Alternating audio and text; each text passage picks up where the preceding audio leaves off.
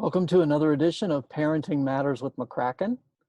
Last time we looked at how to help your kids deal with their feelings. And again, we're sharing some material that we've learned from the book, How to Talk So Kids Will Listen and Listen So Kids Will Talk by Faber and Moslish.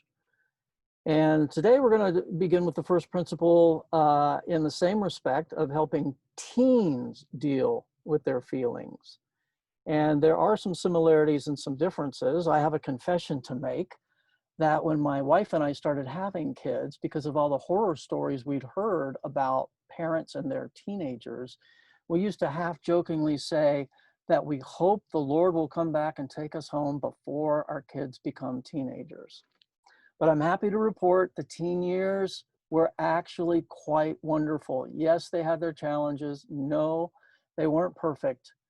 But because we had these tools and these principles that we learned in this book and others, it really equipped us to be better prepared in dealing with those years that can be very turbulent.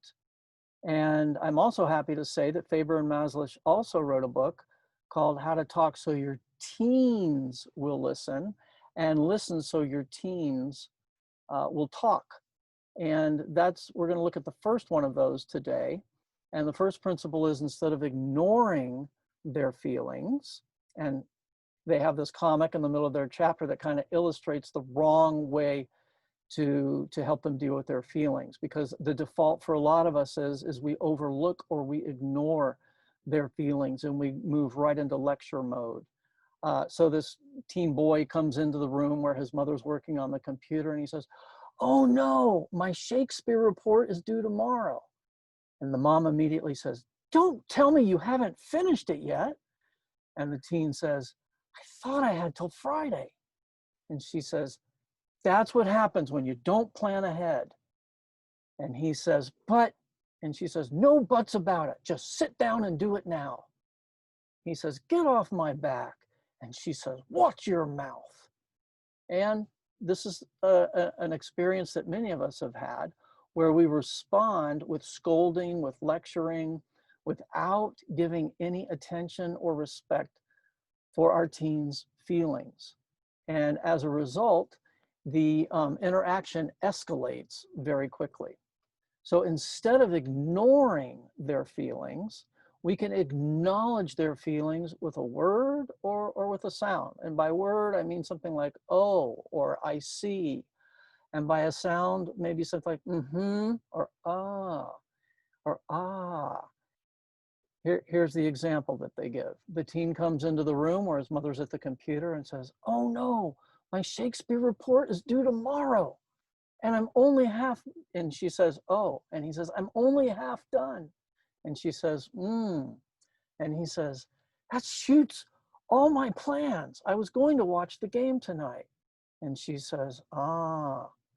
And he says, "Now I have to finish this stupid thing. This teacher lowers your grade if you're one day late." And the mom says, "I see."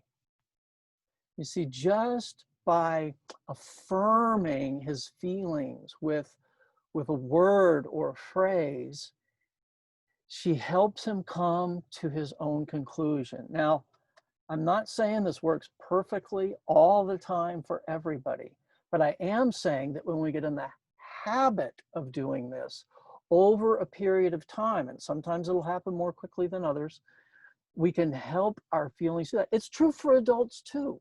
As I mentioned last time, as a new husband, this is something I had to learn with my own wife.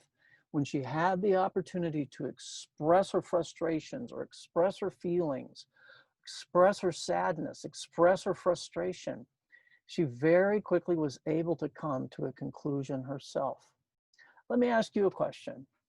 When you share your feelings with somebody, a friend or your spouse or somebody else, and what you get back is a lecture or about how you shouldn't feel, or simply ignoring your feelings altogether and moving in for a solution to the problem, how do you feel? Usually, we feel invalidated, like the person doesn't really care.